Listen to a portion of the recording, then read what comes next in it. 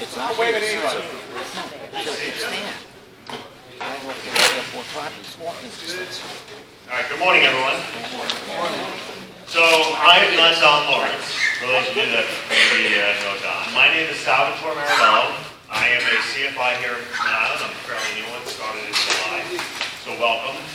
And I'm going to go shoot a film for Don this morning. I hope that you enjoyed today's seminar. So we're going to start off first. Tomorrow is the Marine Corps birthday, for those of you who are former Marines. And then we have Veterans Day. So before we even get started, how many veterans do we have here? Wow. So I'm a veteran, I'm a former Marine. I know that we have Air Force folks here. I just want to say that from the bottom of my heart, we live in a great country.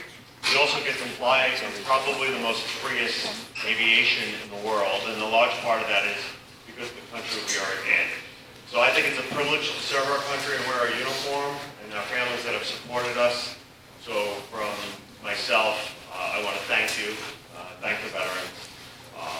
Thank you very much. For the Marines, for those of us who served in the Marine Corps, I won't say anything about the rest of you, but for those of you who served in the Marine Corps, our birthday, which we're the service that celebrates our birthday a little differently than the rest of them, happy birthday. Tomorrow's our 244th anniversary of the Marine Corps. Hoorah, Semper Fi. Yes, thank you. So thank you. So thank you to the Marine Corps, and thank you for all the veterans. So I have a little cheat sheet here. I want to first ask, are there anybody in the room? I know John Nelson from Pilot to Pilots here. John, raise your hand. John's going to say a few words. Are there anybody else? And I apologize. I don't know everyone. Just a little background on me. I am a CFI here. I have an airplane with partners Bill and Dave and Interpal, Cirrus, and I got my pilot certificate here in 1996. So full circle, got my pilot certificate here, and now I'm instructing out of here. I've been here almost 25 years, and I really enjoy it. I've just only been coming to the seminars the last couple of years since we brought our plane back from Farmingdale. And so do we have any other sponsors, folks from the sponsors here? No? Okay. So we have a sponsor table here. We ask, obviously, Don says at every meeting, to support the folks that support us, the bagels, the donuts, the coffee, and so forth. You see their names there, and some of them on the wall over here. And what we'll do is we're going to have John come up in a few minutes to talk to us. Fire exits, for those of you behind over here, there's a fire exit there, and then there's a fire exit in the right corner on that side. So point out the fire exits in case we have any problems here. If anybody is interested in sponsoring these meetings for 12 months, it's 24/7. Don will put some of your information in the lobby, and contact Don. It's as low as $100 for breakfast and the equipment as needed. So if anybody here is interested in sponsoring it, we'll get to the pilot in a minute. We have 50-50 drawing. As most of you know, we've been here. That goes to the Lou Mancuso Scholarship Fund. One of the things that I have found, I serve on the school board here in Long Island. We have an aviation program. The scholarships for the young people who want to get in aviation are important. And the reason being, as many of you know, not only do we have a pilot shortage, we have a maintenance shortage, an avionics shortage. We have a shortage of people, particularly young people, interested in aviation. I'm sorry? Short pilots. Yeah. So it is an issue to get young people to be involved. It is expensive to go to college to be involved in aviation. Not everybody wants to be a pilot, but there are a lot of business opportunities for these young people in the aviation world. So anything we can do, Mid-Island Scholarship is just another important way that we can support our young people to become involved in aviation. So that's important as well. We have an IPC club, an IPC opportunity, November 16th and 17th. If you're involved, if you want to do an IPC here at Mid-Island, call the desk. High performance, call the desk. For those of you that want to get a high performance endorsement. There's an Aero chapter meeting on 11/21 at 5:30 to 7 o'clock. There's a VMC meeting or a club meeting at 11/21. That's November 21, pardon me, at 7:15 to 8:15.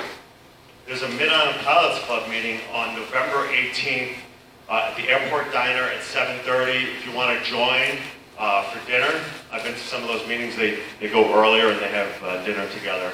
You can go earlier and then join that club meeting as well. Some of you, I don't know if you've seen it, we do stream or put the videos of the meetings online. I don't know if you want to rewatch me again, but I'm trying to, match Bill Corbell's popularity. So I don't know how I'm going to do on that. So today's seminar, we have a few guests with us, but before we get started with Wayne, who most of you seem to know, what we're going to do is I'm going to ask John from Pilot to Pilot to come up, and he's just going to speak for a couple of minutes. Then we'll ask Ben to come up. We'll let him come up for a few minutes, and then we'll start with Wayne. Okay, many have asked, we did a test last week on the website, ran into a few glitches. I'm working on them this week, and I'm asking pilots and non-pilots here. My wife is in the back, she has business cards. If you would like to just get involved with us on a test on our website, what we're going to do is once we fix the glitches, we're going to do another test, and I'd like pilots and non-pilots. We have a section for the pilots where they can post a flight and retrieve a flight. And we'll send you an email. First, my wife will hand out the cards. You send me an email. I'll send you the email with the link and what we're asking you to do. We'll test it. Then if we see any glitches, we'll try to correct it back and forth. Because last week we did it, worked pretty well, and then I had another friend of mine try it, went out to lunch. So that basically we're almost there. And as far as what Pilot to Pilot is doing, we're getting quite a few legal issues that were resolved up until Friday. The FAA sent me another letter. I spoke with Don. We have that all rectified. So I hope before the next meeting we will be up and running. So if you don't mind just raising your hand, those that would like to get involved, receiving the link as a test, just raise your hand. My hand, if you mind coming up, just hand out the card and just send us an email and just say whether you're a pilot or a non-pilot on your email, and then I'll send the link back asking what I'd like you to do. And that's basically it. Okay. And in the spring when Pilot's Up, we're going to be going to Wayne as a group with a couple of pilots because I was at Groton Thursday. I met with a school there, and they want to get involved, and a lot of their pilots want to do some trips with pilots, so we're figuring a trip to Wayne's in the spring. Okay. Thank you. You got it. Thanks for your support. Raise your hands, please. I have a couple cards on me, too. Anyone else up here? Appreciate it. I appreciate all your help, because our success flying together and networking, it's amazing. When I flew to Groton, I met a couple pilots. I wound up taking a gentleman for a flight while we're in the lobby. So I had the 182. I went over to Montauk, flew around, came back. He went and signed up that day for flight lessons in the school. It's amazing. Anyone else? Okay. Thank you, John. All right, Ben from the FAA. And he's here to help us. I am here to help. That's right. So John Nelson is a very hardworking, very passionate gentleman, but a lot of credit goes to Ann as well, who works just as hard as he does. This is National Drone Safety Awareness Week, so if you have any interest, there's been some seminars periodically around that kind of sprung on us last minute, so hopefully we'll continue that drone safety awareness throughout the year. We'll plan on having some focus seminars on that. Last minute, so they just decided on the 14th, so this week they're going to have a pilot controller forum over at Republic. I believe they've determined 7 o'clock downstairs. I will not be in attendance because I'll be upstate for another event, but anybody, it'll be on spans hopefully by early week, and you get to attend there. There is a TFR, VIP TFR this week for Veterans Day, so please, if you're going to be flying, do not violate the TFR as the POTUS is traveling around. And then we are planning on our December seminar for sort of review of incidents and accidents that happened over the last year. And if the mini short pilot joke is any indication, we're about to have a nice, fun seminar. So, and then I think you're going to have a lot of Coast Guard folks show up in a while. They had a meeting over Republic, and then they're going to try to join you. We may see some more folks in uniform. So thanks, Dwayne. Thanks, Sal, for filling in. Hold on, there's one more thing. Oh, Ben got his 12-field check-in at Waynesburg.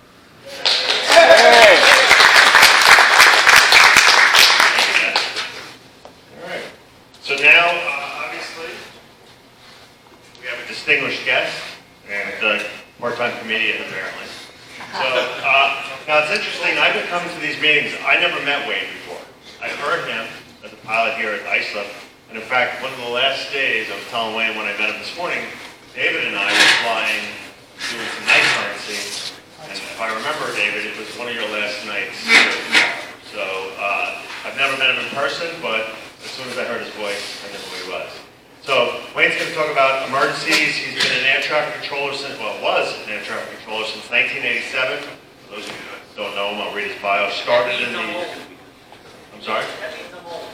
Well, so I think we have a lot of older people in the room. Wayne started as an air traffic controller in 1987. Started in the, I guess, the Newark Tower. Oh, New Bedford Tower.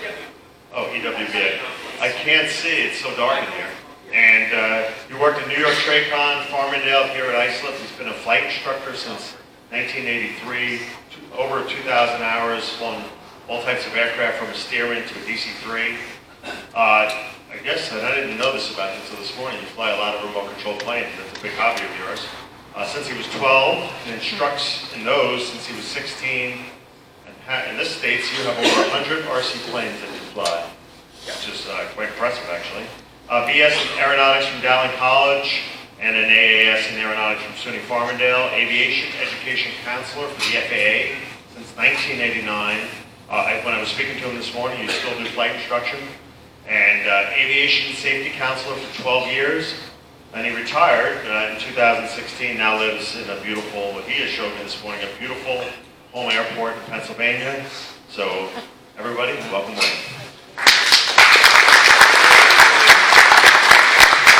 Good morning, everyone. Now it works better.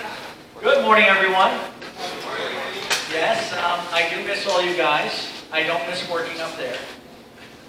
Unfortunately, it's everyone warned me that when you go into retirement, you're going to be busier than you were when you work. That's the one thing I do miss about being up there. I got more done when I would go to work than I was when I was at home. But now it's like I don't have rest anymore. My wife keeps me busy constantly. And plus, mowing all that, let me tell you, that's a full-time job. And this summer was a beautiful summer. We thank God for retirement, though, I did put 100 hours on my plane this year, which was a huge increase. Today's seminar, as you know, is about emergencies. Normally I try to always interject more comedy, a little more fun, and pick on you guys as much as I can. And like I have to pick on a certain young lady who's here today, I think. See her. Where's JC? Hiding. Oh, she's hiding over there. The birthday girl is hiding over there, if everyone would say happy birthday. She's 32. 85. 85? 58. I worked hard to get here. I'm not discounting any of it. So anyways, and I have to pick on Ben a little bit. Ben actually had to go take his children and wife up to an area very close to where we lived, and he realized it. He calls me up and goes, "You live close to here, don't you?" I said, "Well, come on over." So he drove over, and we went flying in my Cherokee 6. I gave him a little check out. I still got to work with him. He's a little rough around the edges. And like a typical FAA guy from Vista, I'm not current. I heard that from every single one who works there. And then, of course, we have the world's oldest young pilot in the back there, our latest pilot from Envoy Airlines. It took him 50 years to get there, but you're a little slow out of the gate. Congratulations. I'm still flight instructor. I've been doing a lot more VFRs up at the airport now because I'm running a lot of the local pilots up there who need, they want more, especially in the way of communications. They want more in the way of what you do with the big airports and stuff like that. I said, yeah, actually, I think learning to fly at a smaller airport or even a grass field will make you a better pilot. And one of the things I'm going to talk to today is regarding the simple fact that I've seen it too much in my career where the flight schools, and this is the insurance companies I know pushing, however, it's something that I would love to see change. I've even called the insurance companies and said, you're shooting yourself in the foot because pilots today, I have to have the big runway. And if all you know from me from the tower how sarcastic I could be on the frequency, I will pick on you because I want you to learn. I don't yell at you, I pick on you. Because if I embarrass you, you remember. And one of the things I used to do is they'd say, you know, we'd be on 33s and they go, I need the left side. I go, what are you flying, a 737? And then they get embarrassed and it's like, well, I only give touch and goes on the right. And the tower used to give me grief. They said, you can't. I said, yes, I can. It's whatever I want as the controller in charge at the moment. And I'm doing it for your own good because if you learn to go on that skinnier, shorter runway, it makes you a better pilot. Anyone can land a Skyhawk at 7,000 feet. If you can't, you shouldn't be flying. But so many pilots get very scared, very nervous about going into shorter fields. When I mentioned about coming up to visit me, you should have seen Ben's face. No. But Ben was surprised by it's not as flat as a paved runway. There's a couple of bumps. So you guys are all spoiled by Bayport. If you've been in a Bayport, the town did too good of a job. Back when I learned how to fly there were potholes, there was a tower in the middle, there was a lot of obstacles. It made it a little more interesting. Now they got it perfectly level, they got inground sprinklers, it's no fun. But it's a cool airport to learn. And you should all go in there. If you have the ability or can go with someone else, go there. Because one of the things I'm talking about today is emergencies. Both planning for them, what to do if it really happens, and how to handle it. And what happens so many times is, when is it going to happen? When are you going to lose your engine? Where are you going to be? I guarantee you're not next to that 7,000 foot runway. You're going to have to go into some little small podunk airport. You're going to have to go into a little airport. You're going to have to go in somebody's field or on a street. And if you've never been to a small airport, never worked on your skills to be able to know how to really slip something in and get in, or land in a crosswind, or get yourself into Block Island or the Cirrus.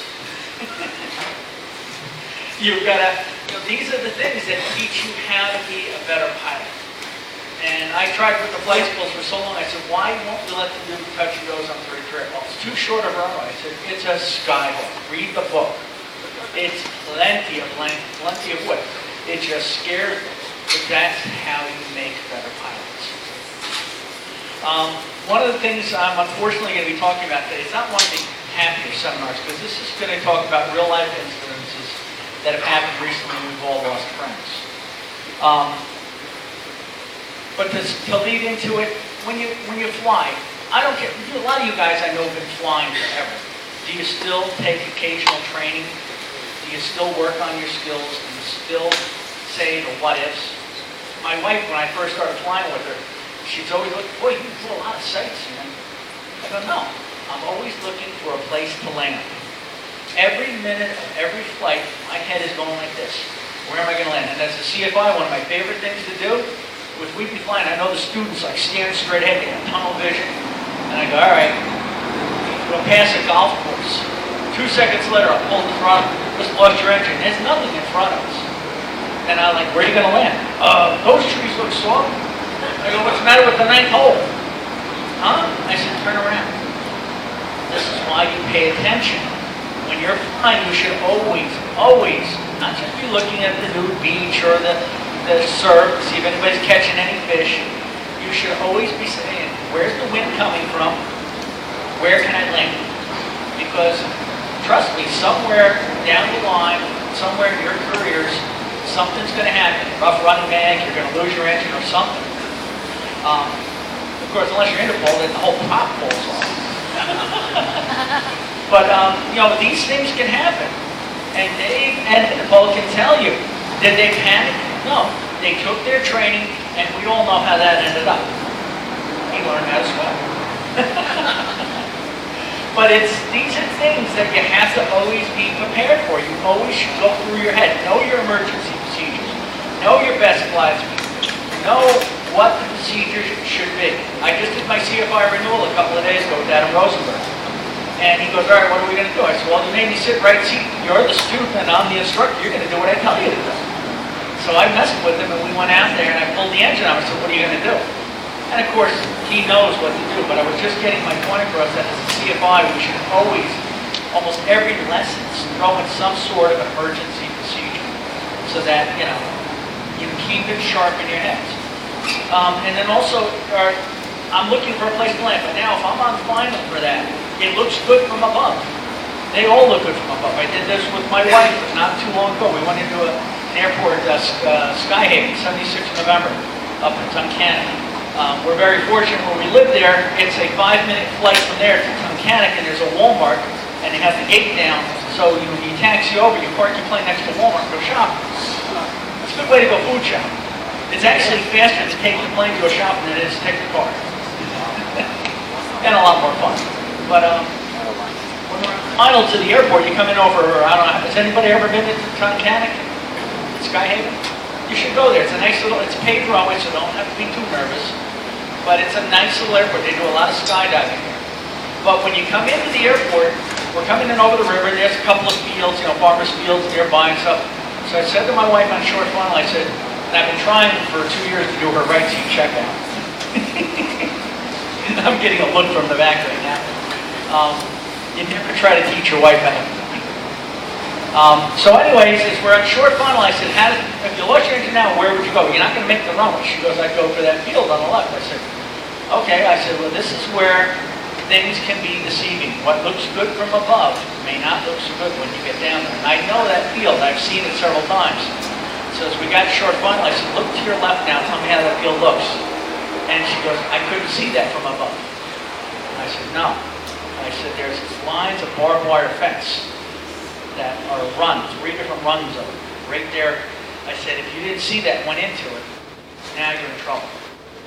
And as we all know, we all lost a very dear friend this past year, Robert Mark and his wife, in a very similar circumstance. And that's one of the things I want to talk about today. Robert was a very dear friend of myself and my wife's. My wife flew with him many, many times. An extremely, extremely accomplished pilot. He is a gentleman. We loved working him in the tower because he never panicked. He was always calm. I don't know if any of you ever heard the transfer, the actual audios from his incident. Very calmly. He did one thing that most pilots don't do. He declared an emergency. That's something else I'm going to get into in a minute. I just want to continue on with Robert first. Very calmly declared emergency. Fuel on board, souls on board. And I'm going to land in this nice little field right over here. And I have some pictures to show you that many of you may not have seen.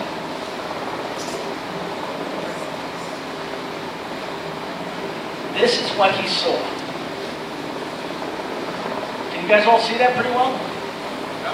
Yeah, I'm not too good with the computer. I'm not sure how to flip things to make them bigger. But if you look up to the top left where the cursor is up there, up here, he was off the North Shore when he lost his engine at about 3,000 feet.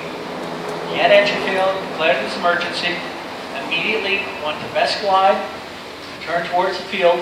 He came in on a downwind to land on this field over here. This is the field he wanted to land on, was right here. And when he came in, it all, as you can see from the picture, it looks perfectly fine, doesn't it? Looks like a nice plowed field. He went with the wind, he went with the way it looks like it's plowed, and there's a little bit of a road right here. A little bit of a road crossing right there, which he saw, so he had his gear up, figured he's going to land just beyond it, and everything's going to be fine. Except, when he got short final, the picture changed. And this goes back to Bob Hoover. Fly to the crash. This is what he saw when he got short final. The local winery had extended onto this farmer's field now, and those oak poles go mighty deep in the ground and make very hard things, but the wires between them doesn't help much either. As he saw this, witnesses said they saw him bang to the left, because your first instinct is, I can't fly into that. I don't stand a chance. But we all know how it turned out. He caught a wingtip and they cartwheeled into the field adjacent, the other field you saw to the left. He was trying to get over that and it didn't end well. This is why when you do have an emergency, you make a choice. And like we say in the tower, make your plan, work your plan. And if it doesn't work out, you make it work. You work it to the end, because you can't change at the end, the last second. Usually last minute changes don't work well. You're low and slow, you have no power, you don't have many options. So you have to follow through with your first instinct. At that point, if I had seen those poles, who knows what I would have really done. In hindsight, I'd say, oh yeah, I'd just push it into the ground, try to lose as much momentum as I could before I hit it, but I could fly to the crash and hope for the best. Try to go between the poles, hit the wings, keep the fuselage okay. It's hard to say exactly what he saw, but these are pictures taken the 2 days following, and this was what was out there. It's very saddening to see such an experienced pilot have this happen. He did it all perfectly, but it's still upsetting to me even to talk about it. But this is what I'm saying. When you make a decision, when you have an emergency, you've got to stay calm, number one. Number two, follow your procedures. Number three, declare an emergency so people know where you are. Luckily, he was talking to New York Tracon. He declared the emergency, so rescue equipment and everything was immediately notified. And then when you get into a situation, like my wife had said, oh, that field is good at Tunkhannock. If she had turned left to go into that field, if we lost an engine, you can't turn back. You're committed. Make the best of the choice you made and do what you can to survive. And that's it. Now, Robert's crash, unfortunately, had many aspects to it, but one of the things you got to do also is always not only plan for an emergency, but you have to be planning maneuvers. He knew everything he had to do. Unfortunately, the end just didn't work out because it was just such a one of those times your number's up. One of the other crashes that recently happened comes to light is the B-17 up in Bradley. Now, Ben, I know you're busy back there. If you hear anything that I say that may be incorrect, please correct me. However, from the data I've received and from the stuff I've gotten from the NTSB reports and such, we all know what a sad loss of life that was in a beautiful aircraft. But when the pilots took off, and this is what happens with 90% of us right here, and I'm pointing at all of you, because we're all a little bit more experienced, a little older, we're the ones who always keep up with the training. However, we also tend to get a little too much pride, and we don't want to admit that we could make a mistake or we need help. B-17 crew on departure lost their number 4 engine, and they started a right crosswind. Now, Ben, would you please? I always remember being taught you turn into the good engine, not the bad engine. Now, with the 4 engine, it may not be as critical, except that they're saying now number 3 looks like it was feathered also. So 2 on one side is not a good thing. Mr. Super Airline Pilot back here, Flight Instructor Supreme, would you like to add something to that? Raise the dead. Say again? Raise the dead. Raise the dead, yes. You turn into the good engine, keep the dead engine up. And that's the way I was always taught. I didn't know if it changed for a B-17, but they turned into the bad engines. Now, I don't know if approach told them to turn initially. I haven't heard all the transcripts yet. But they turned that way, and they were only at 500 feet AGL. The approach controller says, do you require any assistance? No. Emphatically, no. Right then and there, an emergency should have been declared. Now, the controllers can also declare an emergency. Now, I already spoke to the friends of mine over at that tower, and I talked to them about it. And this is what happens with the young controllers today, too. This is why I'm really impressing upon you guys. You have to let us know what's going on.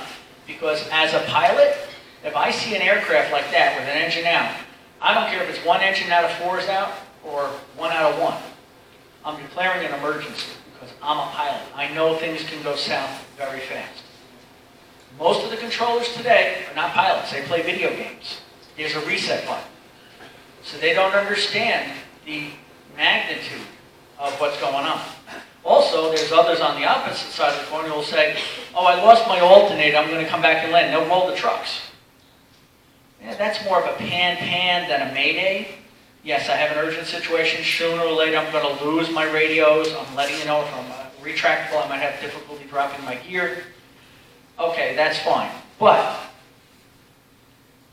you got to tell us what's going on, and that you have to be able to admit, I have a problem and I need help.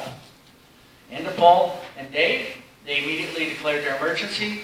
They announced their intentions, did everything by the book. and their ending went well, except they got a little wet.